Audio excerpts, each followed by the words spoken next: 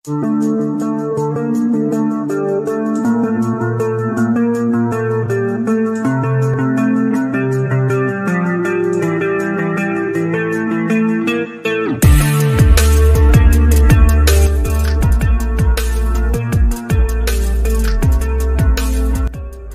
100 tahun yang lalu, manusia-manusia yang bisa mengendalikan 4 unsur yaitu udara, air, api, dan tanah hidup damai berdampingan. Masing-masing orang ahli dalam mengendalikan unsur alaminya sendiri-sendiri. Tapi ada satu orang yang mampu mengendalikan semua keempat unsur tersebut sekaligus. Ia juga mampu berkomunikasi dengan dunia roh. Orang tersebut dijuluki dengan nama Avatar. Akan tetapi pada 100 tahun yang lalu, sang Avatar menghilang.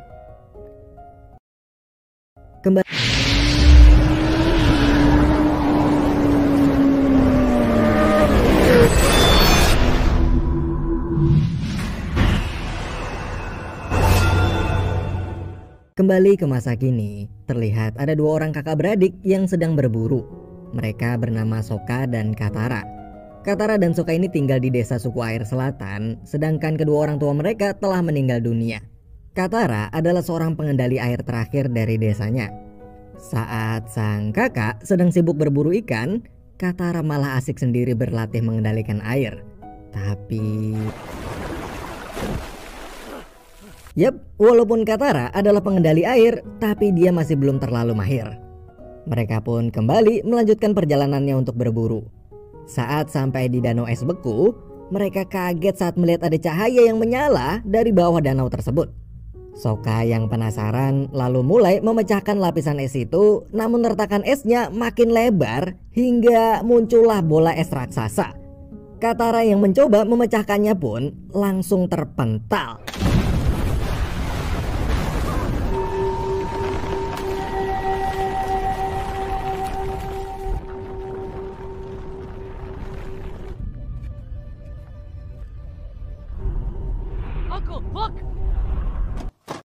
Saat Katara dan Sokka mendekat lagi, mereka melihat ada seorang bocah botak yang pingsan dan juga sesosok makhluk raksasa di sebelahnya.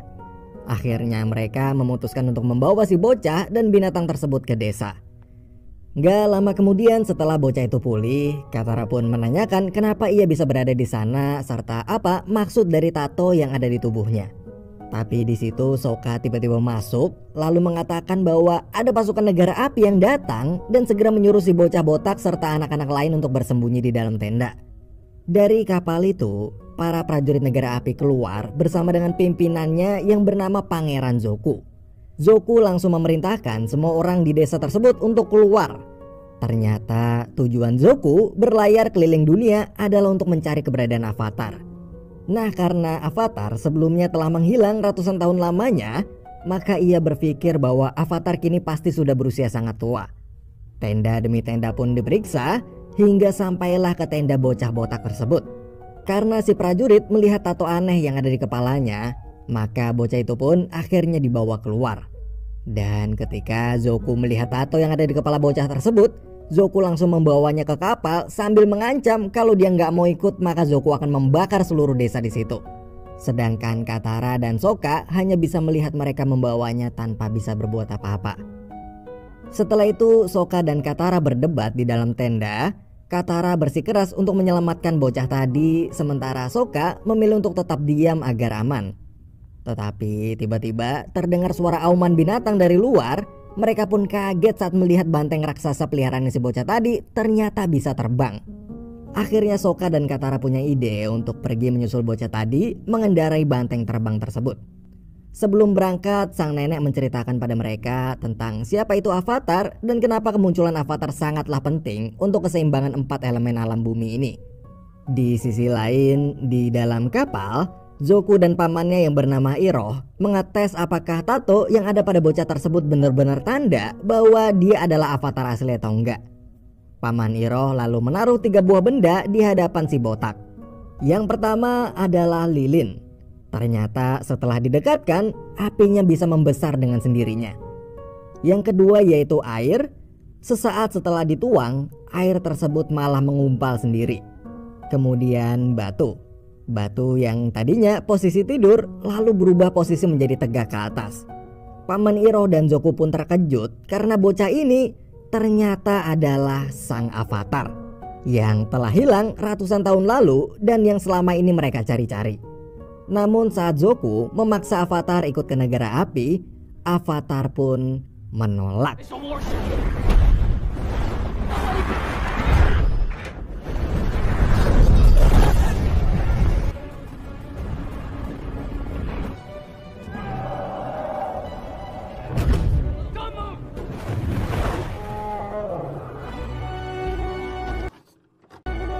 Akhirnya ia berhasil kembali bersama Katara dan Sokka. Mereka kemudian memutuskan untuk pergi ke kuil kampung halaman avatar dulu. Setibanya di sana, sang avatar barulah memperkenalkan dirinya pada Katara dan Sokka bahwa ia bernama Aang, serta banteng terbangnya yang bernama Appa. Aang pun bercerita kalau kemarin dia kabur dari desa karena dia kaget saat gurunya mengatakan bahwa dia terpilih menjadi avatar yang memiliki tugas berat dalam menjaga keseimbangan bumi. Kemudian muncul seekor makhluk campuran kelelawar dan monyet yang terbang ke pundak Aang. Melihat itu Katara heran karena binatang tersebut seharusnya sudah punah 100 tahun lalu.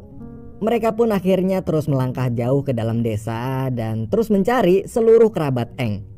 Sambil jalan, Aang sambil ngejelasin kalau seluruh kerabatnya di desa adalah pengendali udara. Mendengar itu, Katara lagi-lagi kaget lalu bilang ke Aang kalau para pengendali udara di dunia ini sudah punah 100 tahun lalu.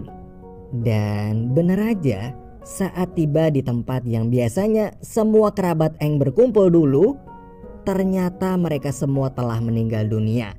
Hanya terlihat tulang belulang mereka aja. Katara pun perlahan-lahan mencoba menjelaskan pada Aang bahwa dulu 100 tahun yang lalu negara api takut dengan avatar yang mereka curigai akan lahir dari bangsa angin.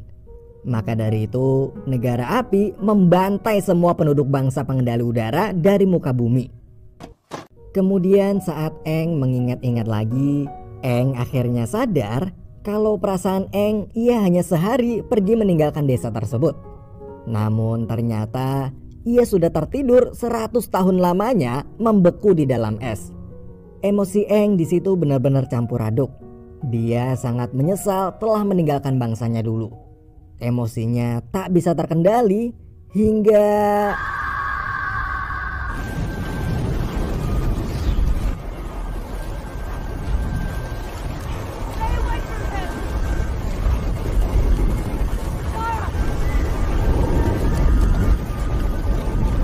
di kondisi tersebut, Aang masuk ke alam bawah sadarnya. Di situ ia bertemu dengan roh naga yang bertanya kemana selama ini Aang pergi. Tapi tiba-tiba Aang sadar setelah mendengar suara Katara yang memanggil-manggilnya. Sementara itu di suatu tempat di aula makan kapal perang negara api, Pangeran Zuko dan Paman Iroh diundang makan bersama oleh Komandan Zhao. Namun sebelum mulai makan, Komandan Zhao malah berpidato untuk menyindir Zuko yang ternyata Zuko ini telah diusir dari kerajaan karena telah mengecewakan ayahnya. Zhao juga bercerita di hadapan seluruh prajurit itu bahwa Zuko hanya bisa pulang dan diterima lagi jika ia bisa membawa seorang avatar ke hadapan sang raja api, yaitu ayahnya sendiri. Mendengar pidato itu, Zuko pun merasa tersinggung lalu pergi sambil berjanji bahwa suatu hari nanti ia akan membuktikan pada sang raja kalau ia akan berhasil membawa avatar dan layak menjadi seorang pangeran pemimpin negara api. Di sisi lain, Aang, Sokka, dan Katara yang sedang di perjalanan tiba-tiba terkejut saat seorang anak perempuan berlari ke arah mereka karena dikejar oleh pasukan negara api. Namun saat Katara berusaha melindunginya dan mencoba menyerang prajurit itu, tapi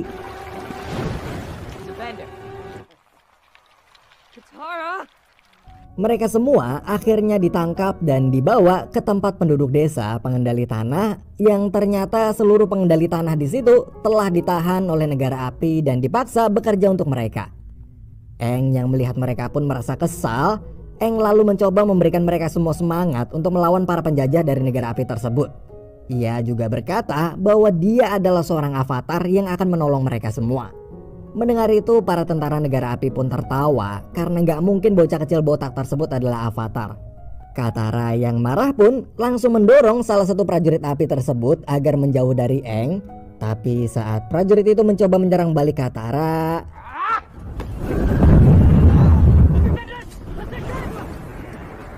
semua orang pun terkejut karena seharusnya orang yang bisa mengendalikan angin sudah punah.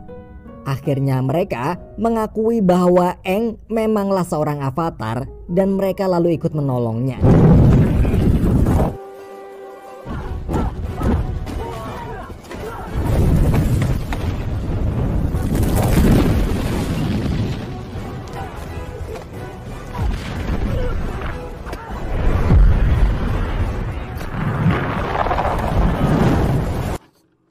Karena merasa kalah, pasukan negara api itu pun menyerah dan kabur. Para penduduk pengendali tanah pun bersorak karena nggak nyangka setelah selama ini mereka selalu dijajah, akhirnya mereka bisa menang. Sokka lalu punya ide untuk melakukan aksi penyelamatan yang sama ke seluruh desa-desa yang dijajah bangsa api di seluruh belahan bumi ini. Tapi sebelum bisa melakukan itu, Aang pun menjelaskan bahwa walaupun ia adalah seorang avatar, akan tetapi dia hanya ahli mengendalikan angin aja dan belum mahir mengendalikan 3 unsur lainnya. Karena dulu saat proses latihan, ia kabur dari desanya dan gak sempat belajar ngendalin elemen lain. Sokka lalu punya ide untuk mengunjungi desa-desa pengendali elemen lain yang mungkin bisa mengajari Aang. Akhirnya mereka bertiga kemudian memulai perjalanan ke desa pengendali air di Kutub Utara untuk belajar mengendalikan api. Maksud saya air. Di perjalanan mereka terus-menerus menolong dan membebaskan desa-desa yang dijajah oleh negara api. Sementara di kerajaan api, Komandan Zhao melaporkan pada sang raja api soal desas-desus adanya avatar yang menolong banyak penduduk desa dan mengusir pasukannya. Mendengar itu, sang raja pun memutuskan untuk menjebak dan menculik Aang dengan suatu rencana licik.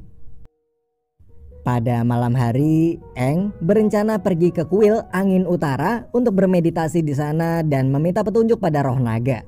Akhirnya ia pun pergi sendirian ke kuil tersebut bersama Appa. Setibanya di sana, Aang berjumpa dengan seorang biksu tua penjaga kuil.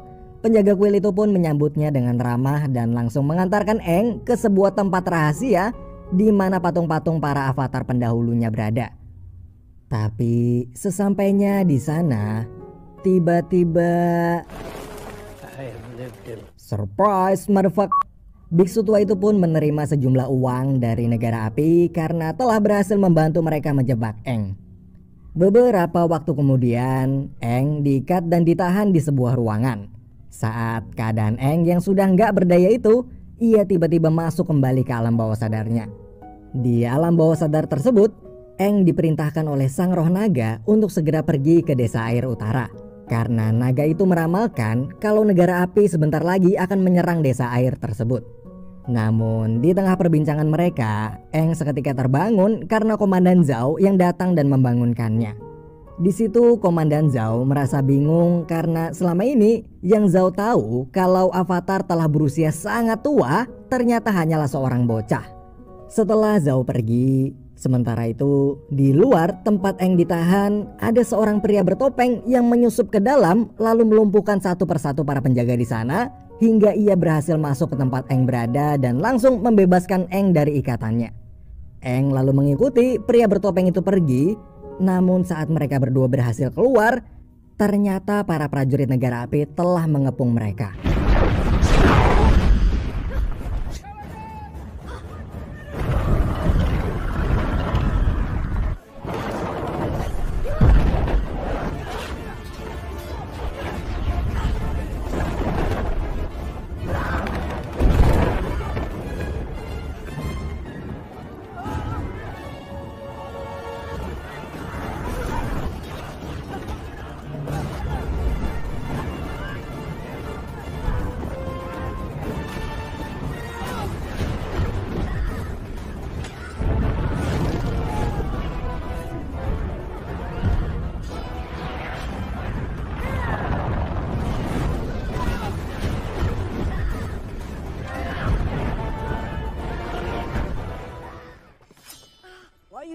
who are you?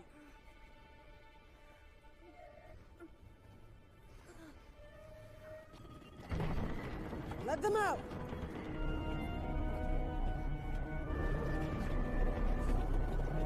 Sesampainya di gerbang paling luar, pria bertopeng tersebut terkena panah tepat di topengnya. Di situ, Aang yang penasaran pun langsung membuka topeng pria itu. Dan betapa terkejutnya Aang karena pria yang telah menyelamatkannya tersebut adalah Pangeran Zuko yang dulu pernah menangkapnya juga.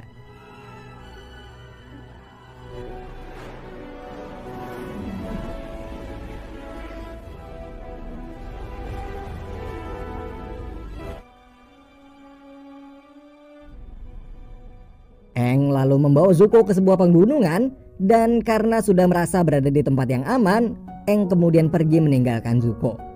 Setelah itu Aang kembali menemui Sokka dan Katara lalu segera melanjutkan perjalanan mereka ke Kerajaan Air Utara. Saat sampai di sana mereka disambut oleh para petinggi Kerajaan Air Utara. Kemudian Aang menunjukkan kekuatan anginnya untuk meyakinkan para petinggi itu bahwa dia adalah seorang avatar. Hari demi hari pun berlalu. Aang di sana terus-menerus berlatih untuk mengendalikan elemen air. Hingga akhirnya Aang berhasil menguasai elemen tersebut. Di sisi lain, Sokka dan Putri Yue, yaitu putri kerajaan air itu, sedang berjalan-jalan dan berbincang bersama. Perbincangan mereka tersebut terasa sangat hangat. Baik Sokka maupun sang putri saling bercerita tentang kisah hidup mereka satu sama lain. Hingga akhirnya mereka berdua jatuh cinta. Beberapa waktu kemudian terjadilah apa yang roh naga ramalkan pada Aang sebelumnya. Dan benar aja di situ sudah mulai terlihat kapal-kapal perang negara api yang posisinya sudah dekat. Di sana terlihat Paman Iroh dan Zuko sedang merencanakan sesuatu. Mereka berencana untuk menculik sang avatar lebih dulu sebelum para prajurit Jenderal Zhao menangkapnya.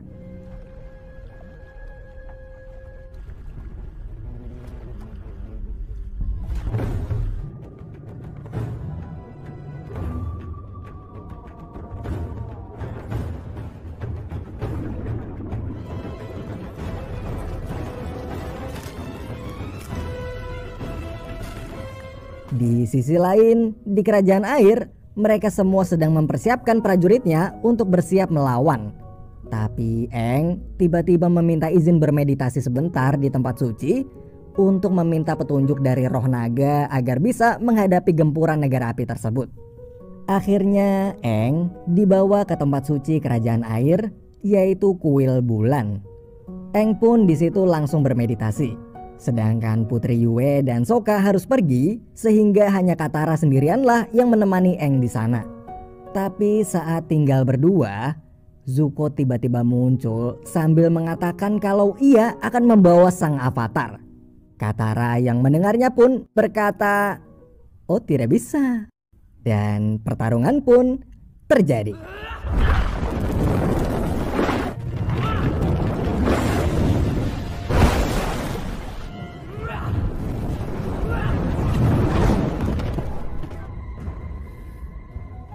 Zuko yang berhasil membuat Katara mampus pun lalu langsung membawa Aang pergi dari kuil bulan suci tersebut.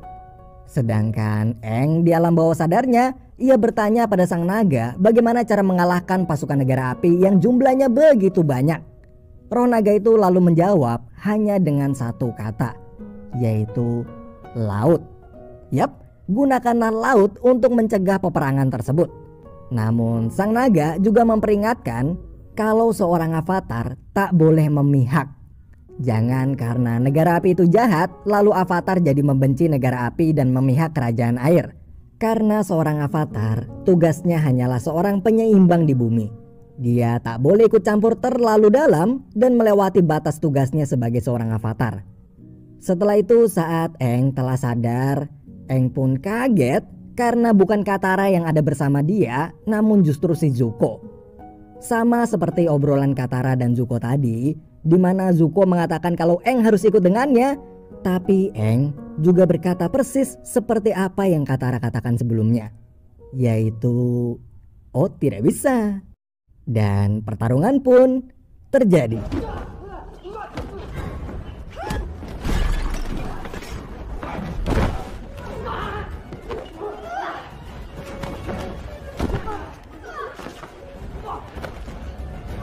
Saat Aang sudah terpojok diserang api terus-menerus oleh Zuko, tiba-tiba air di sekitar mereka pun bergerak sendiri dan langsung membekukan Zuko.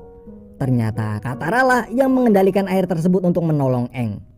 Di posisi Zuko yang tak berdaya dan tak bisa bergerak sama sekali itu pun, mereka semua lalu menghujani Zuko dengan kalimat yang sangat Zuko sukai, yaitu "Oh, tidak bisa, oh tidak bisa." Setelah itu mereka semua pun segera pergi. Tapi Aang dengan hati yang mulia pun lalu memaafkan semua perbuatan Zuko tadi sambil dengan gagah berkata, "Oh tidak bisa." Sementara di luar, pasukan demi pasukan negara api mulai memasuki wilayah kerajaan air dan menyerang sambil menaiki seekor komodo. Di sisi lain, Komandan Zhao ternyata telah mengetahui kelemahan dari para pengendali air tersebut, yaitu dengan membunuh roh bulan. Hal itu dikarenakan para pengendali air akan jadi sangat kuat pada saat bulan bersinar. Tapi apabila roh bulan dibunuh, maka bumi tak akan mendapatkan sinar dari roh bulan dengan sempurna lagi. Dan saat itu terjadi, para pengendali air pasti akan jadi sangat lemah. Akhirnya saat tiba di kuil bulan tersembunyi kerajaan air tersebut, Zhao langsung menangkap ikan di mana roh bulan bersemayam itu. Dan tanpa pikir panjang, ia pun langsung membunuhnya.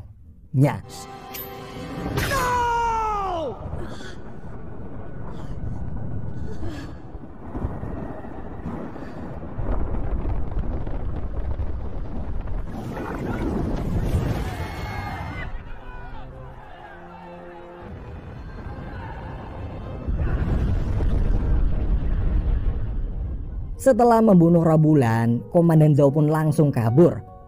Paman Iroh lalu berkata pada mereka semua bahwa untuk menghidupkan lagi roh bulan, maka harus ada orang suci yang mau berkorban untuk memberikan dan menukar nyawanya. Mendengar itu, Putri Yue pun langsung bersedia menukarkan jiwanya dengan roh ikan bulan tersebut.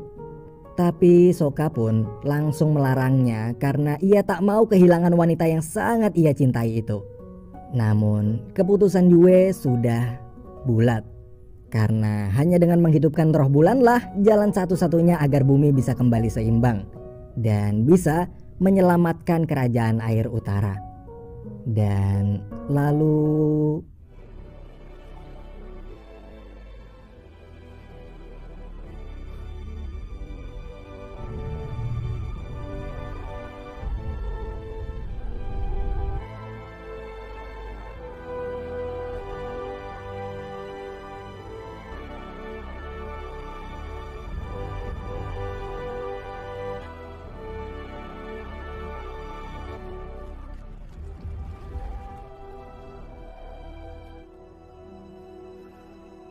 di sisi lain, Zhou yang melihat bulan telah berubah kembali seperti semula itu pun lalu berhadapan dengan 4 pengendali air pelindung kerajaan tersebut.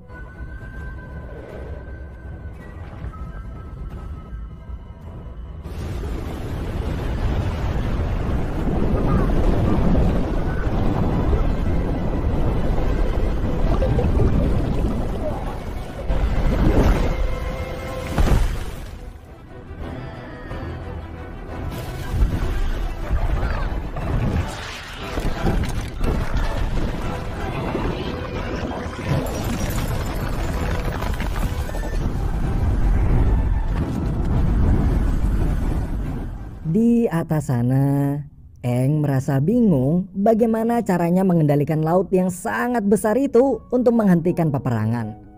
Tapi kemudian ia mengingat semua kesalahannya di masa lalu yang telah pergi meninggalkan bangsanya.